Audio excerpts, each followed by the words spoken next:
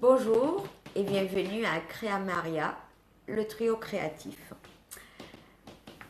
Aujourd'hui, je vais vous apprendre à travailler et à recycler du papier journaux.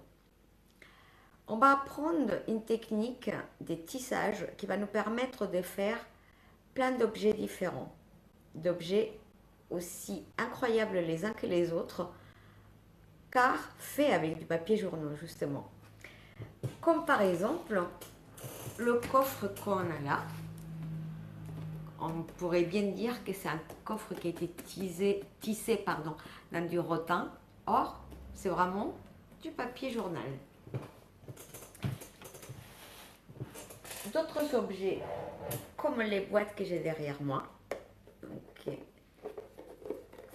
vous pouvez entendre que c'est vraiment bien rigide et une belle boîte qu'on peut utiliser pour décorer, pour une boîte à bijoux. C'est des idées très sympas. Là, on a une plus petite. Ce vase que je me sers ici pour mettre une bougie est fait aussi avec du papier journaux. Et encore plus dingue ou incroyable, c'est l'abat-jour de cette lampe. Cet abat-jour, il est rigide, mais c'est du journal. Donc, on va commencer pour apprendre à préparer notre journal. On va faire plusieurs vidéos pour ce tutoriel, plusieurs parties, car sinon ça serait trop long et j'ai pas envie de vous ennuyer, et ça vous permettra aussi de préparer au fur et à mesure votre matériel. Le matériel qu'on va avoir besoin pour commencer, ça va être des journaux bien évidemment, ou des pages publicitaires qu'on a des fois dans notre boîte aux lettres, ça peut nous servir aussi.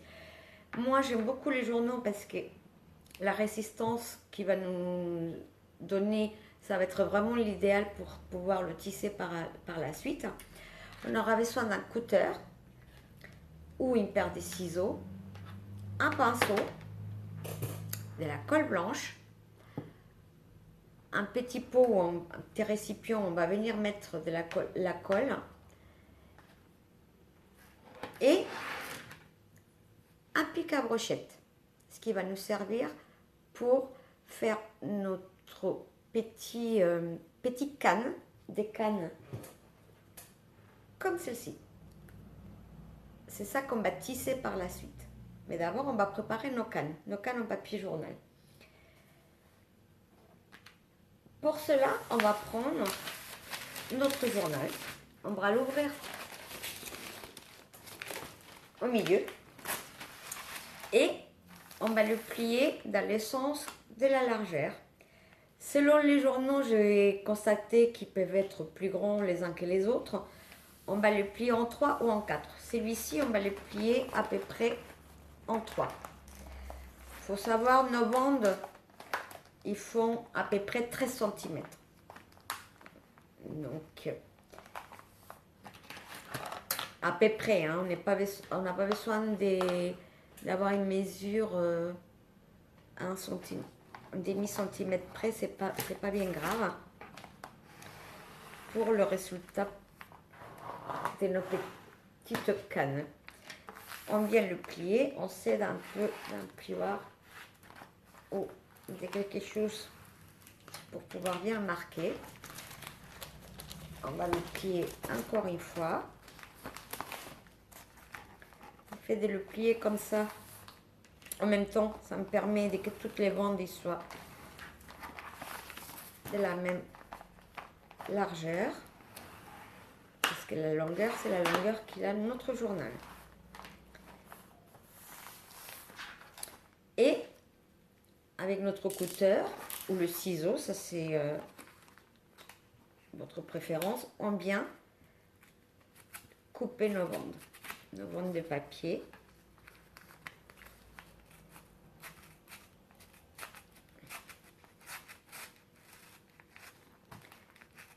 Attention de bien le tenir comme ça, vous êtes sûr de couper toutes les bandes en même temps, ce qui va être un gain de temps.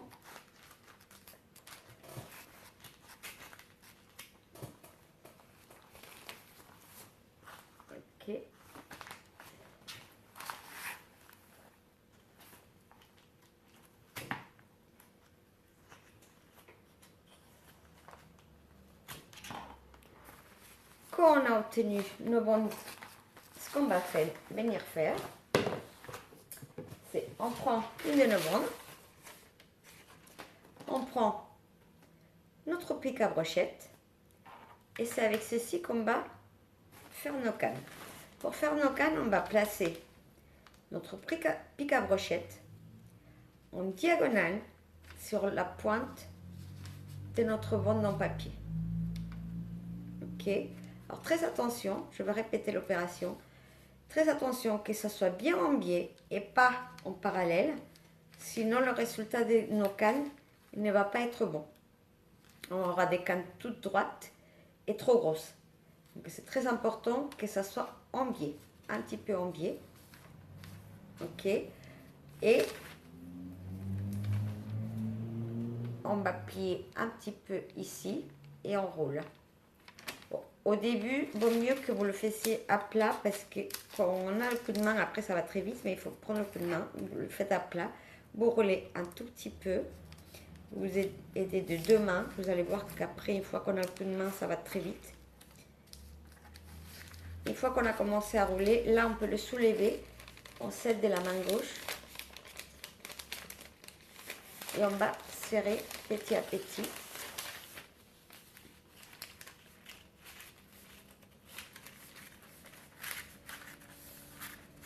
Là, on continue à s'aider, je les mets dans cette position pour que vous pouvez vraiment apercevoir le résultat. Voilà. On peut enlever notre pic à brochette. Nous, ça servit juste pour démarrer, que ça soit plus facile. Quand on arrive à la fin, avec notre pinceau, on vient mettre une petite pointe de colle blanche sur le petit bout qui nous reste là. Et on le colle. Et voilà, on a obtenu notre première canne.